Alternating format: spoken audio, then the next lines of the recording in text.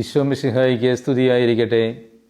നമ്മുടെ കർത്താവായ മിശിഹായുടെ കൃപയും സമാധാനവും സ്നേഹവും കരുണയും എന്നെ കേൾക്കുകയും കാണുകയും ചെയ്യുന്ന നിങ്ങളെല്ലാവരോടും കൂടെ സമൃദ്ധമായി ഉണ്ടാകട്ടെ. ഈശോയിൽ ഏറ്റവും സ്നേഹമുള്ളവരെ, ആരാധനാവത്സരത്തിലെ എലിയ സ്ലിവ മൂശ കാലത്തിൻ്റെ 7ാം വാരത്തിലേക്ക് നമ്മൾ പ്രവേശിക്കുമ്പോൾ നമുക്കുള്ള ധ്യാന വിഷയം ലൂക്കായുടെ സുവിശേഷം 8ാം അധ്യായം 41 മുതൽ 56 വരെയുള്ള തിരുവചനങ്ങളാണ്. ഈ ഭാഗത്ത് വിശ്വാസത്തിൻ്റെ ആഴപ്പെടലിനെക്കുറിച്ച് പ്രതിപാദിക്കുന്ന 2 സംഭവങ്ങളുടെ വിവരണമാണ്.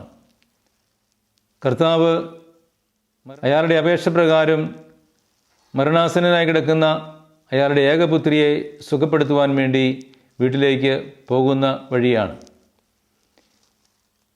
ഒരു രോഗിയെ സൗഖ്യമാക്കുവാൻ വേണ്ടി ഈശോ പോകുമ്പോൾ മറ്റൊരു രോഗശാന്തി സംഭവിക്കുന്നു.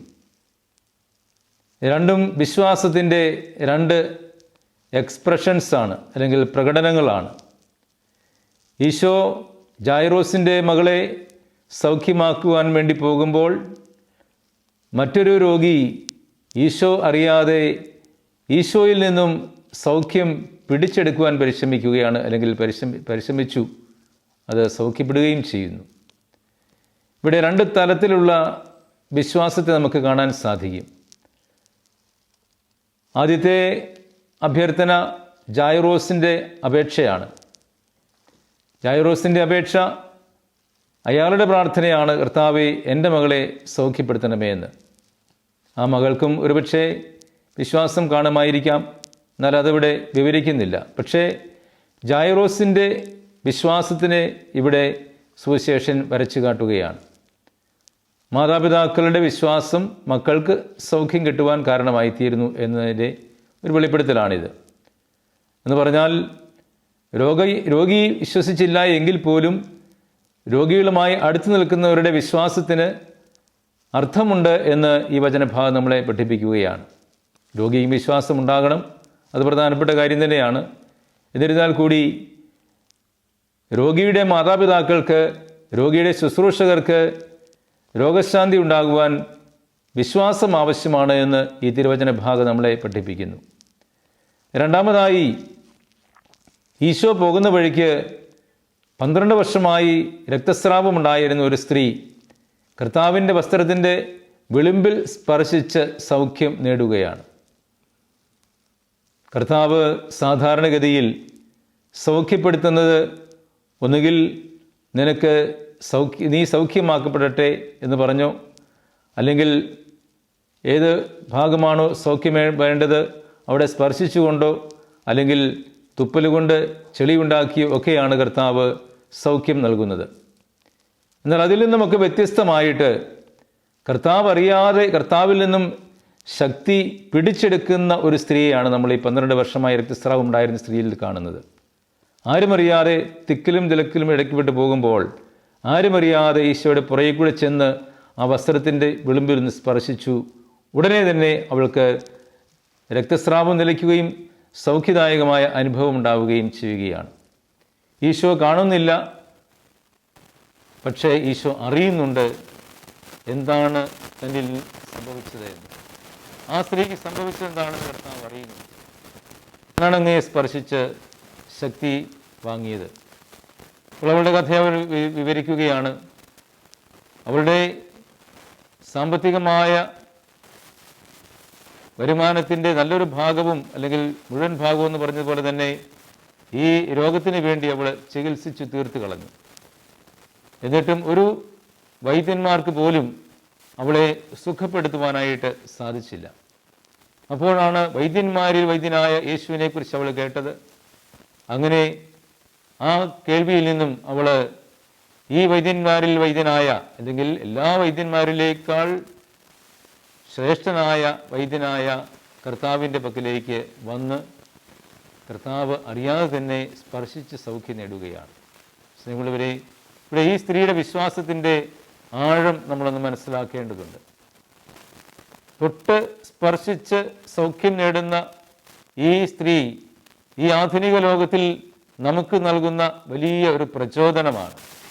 നമുക്കറിയാം, ഇന്നത്തെ ഈ ആധുനിക ലോകത്തിൽ വിശ്വാസക്കുറവുകൾ സംഭവിച്ചുകൊണ്ടിരിക്കുന്ന, വിശ്വാസഭ്രംശം പോലും സംഭവിച്ചുകൊണ്ടിരിക്കുന്ന ഒരു കാലഘട്ടമാണ്. പ്രത്യേകിച്ചും ഈ അടുത്തയിടെ നടന്ന സംഭവങ്ങളൊക്കെ നോക്കുമ്പോൾ കാണാൻ സാധിക്കും, വിശ്വാസത്തിൽ നിന്നും വ്യതിചലിപ്പിക്കത്തക്ക രീതിയിൽ ആരാധനയിൽ നിന്നുമൊക്കെ അകന്ന്, പ്രാർത്ഥനയിൽ നിന്നുമൊക്കെ അകന്ന്, ദൈവത്തിൽ നിന്നുമൊക്കെ അകന്ന് ജീവിക്കുന്ന ആളുകളുടെ എണ്ണം കൂടിക്കൊണ്ടിരിക്കുന്ന ഒരു കാലഘട്ടമാണ്.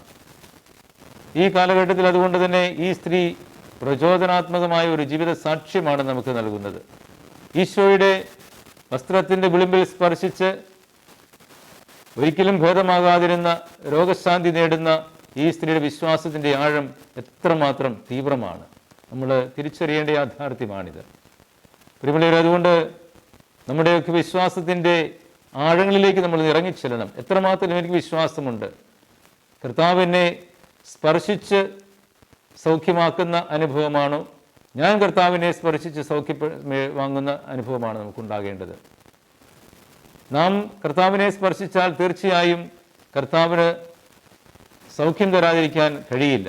കാരണം അത്രമാത്രം കർത്താവ് ഹൃദയവിശാലതയുള്ളവനാണ്, സ്നേഹദായകനാണ്, സൗഖ്യദായകനാണ്. കർത്താവിൻ്റെ അടുക്കലേക്ക് ചെയ്യുന്ന ആരെയും കർത്താവ് വെറും കൈയോടെ പറഞ്ഞയച്ചിട്ടില്ല. അനുതപിക്കുന്ന പാപിയെ പോലും കർത്താവ് മറുപടി ചേർത്ത് സ്വീകരിച്ചുകൊണ്ട് സൗഖ്യം നൽകിയ അനുഭവങ്ങളാണ് നമ്മൾ സുവിശേഷങ്ങളിൽ കാണുന്നത്. അതുകൊണ്ട് സ്നേഹമുള്ളവരെ, ഈ സ്ത്രീയെപ്പോലെ കർത്താവിൻ്റെ പിന്നാലെ ചെന്ന് അവിടുത്തെ വസ്ത്രത്തിൽ സ്പർശിച്ച് സൗഖ്യം നേടുവാനുള്ള വിശ്വാസ തീക്ഷ്ണത, തീവ്രത നമ്മൾ വളർത്തിയെടുക്കേണ്ടിയിരിക്കുന്നു. ഇനി നമ്മൾ മുമ്പോട്ടുള്ള യാത്രയിൽ ഈ വിശ്വാസ തീക്ഷ്ണത നമുക്ക് ഉണ്ടാകുന്നില്ല എങ്കിൽ നമ്മുടെ ജീവിതം തന്നെ പരിതാപകരമായി തീരും, പരിങ്ങലിലായി മാറും. കാരണം വിശ്വാസം പരീക്ഷിക്കപ്പെടുന്ന സന്ദർഭങ്ങൾ കൂടിക്കൂടി വരുന്ന ഒരു കാലഘട്ടമാണുള്ളത്. അതുകൊണ്ട് ആഴമേറിയ വിശ്വാസത്തിൽ നിലനിൽക്കുന്നവർക്ക് മാത്രമേ സൗഖ്യദായകമായ അനുഭവത്തിലേക്ക് പ്രവേശിച്ച് നന്മയുടെ ജീവിതം കാഴ്ചവെക്കുവാനായിട്ട് സാധിക്കുകയുള്ളൂ. ഫലങ്ങൾ പുറപ്പെടുവിക്കുന്ന വിശ്വാസ ജീവിതം കാഴ്ചവെക്കുവാൻ സാധിക്കുകയുള്ളൂ. അപ്പോൾ ഈ ജായിറോസിൻ്റെ കഥയിൽ ജായിറോസും കുടുംബവുമാണ് മകൾക്ക് വേണ്ടി വിശ്വാസത്തിൽ വളർച്ച പ്രകടിപ്പിക്കുന്നതെങ്കിൽ ഈ സ്ത്രീ തൻ്റെ തന്നെ വിശ്വാസം അതിൻ്റെ ആഴങ്ങളിൽ പ്രകടിപ്പിച്ചുകൊണ്ട് കർത്താവിൽ നിന്നും സൗഖ്യം നേടിയെടുക്കുകയാണ്. വിശ്വാസത്തിൻ്റെ രണ്ട് തലങ്ങളായിട്ട് നമുക്ക് വേണമെങ്കിൽ ഇതിനെ കാണാവുന്നതാണ്. ഒന്ന്, മധ്യസ്ഥ പ്രാർത്ഥനയുടെ വിശ്വാസതലം, അതായത് ജായിറോസിൻ്റെയും അദ്ദേഹത്തിൻ്റെ കുടുംബാംഗങ്ങളുടെയും. രണ്ട്, ഈ സ്ത്രീ തന്നെ വ്യക്തിപരമായി ഈശോയെ കണ്ട് സ്പർശിച്ച് സൗഖ്യം നേടുന്ന അനുഭവം. ഇത് രണ്ടും നമുക്ക് ആവശ്യമാണ്. നാം സ്വയം പ്രാർത്ഥിക്കുകയും വിശ്വാസത്തിൽ ആഴപ്പെടുകയും ചെയ്യണം. അതോടൊപ്പം മറ്റുള്ളവർക്ക് വേണ്ടി പ്രാർത്ഥിക്കുകയും വിശ്വാസത്തിൽ ആഴപ്പെടുകയും ചെയ്യണം. ഇത് രണ്ടും ഉണ്ടാകുമ്പോഴാണ് നമ്മുടെ ജീവിതത്തിൽ ആ വിശ്വാസത്തിൻ്റെ പൂർണ്ണതയിലേക്ക് നമുക്ക് വളരുവാൻ കഴിയുക. ഈ എലിയാ ശ്രീവാമൂശ കാലത്തിൽ നമുക്ക് കർത്താവ് തരുന്ന ഈ സന്ദേശം വളരെ പ്രസക്തമാണ്, വളരെ പ്രചോദനാത്മകമായി തീരണം. എങ്കിൽ മാത്രമേ നമ്മുടെ അനുദിന ജീവിതത്തിൽ പ്രശ്നങ്ങളെ അഭിമുഖീകരിച്ച് മുന്നോട്ട് പോകുവാനുള്ള കരുത്ത് നമുക്ക് ലഭിക്കുകയുള്ളൂ. ഈ ഒരുപാട് ആളുകളെ കാണാൻ സാധിക്കുന്നുണ്ട്, ജീവിതത്തിലെ പ്രശ്നങ്ങളെ അഭിമുഖീകരിക്കാൻ അവർക്ക് കരുത്തില്ല. നിസ്സാര കാര്യങ്ങൾ പറഞ്ഞുകൊണ്ട് നിരാശയിലേക്ക് നിപതിക്കുകയാണ്, പ്രത്യാശ അറ്റുപോകുന്ന ജീവിതത്തിലേക്ക് പോവുകയാണ്. വിശ്വാസക്കുറവ് കൊണ്ട് തന്നെയാണ് അത് സംഭവിക്കുന്നത്. ഈശോയുടെ കൂടെ നടന്ന ശിഷ്യന്മാർ കർത്താവേ ഞങ്ങളുടെ വിശ്വാസം വർദ്ധിപ്പിക്കണമേ എന്ന് പ്രാർത്ഥിച്ചെങ്കിൽ നമ്മൾ എത്രമാത്രം പ്രാർത്ഥിക്കേണ്ടിയിരിക്കുന്നു വിശ്വാസത്തിൻ്റെ വളർച്ചയ്ക്ക് വേണ്ടി. അതുകൊണ്ട് സ്നേഹമുള്ളവരെ, ഈ വചനഭാഗം വായിക്കുമ്പോൾ നമുക്കുണ്ടാകേണ്ട മനോഭാവങ്ങൾ ഇത് തന്നെയാകട്ടെ.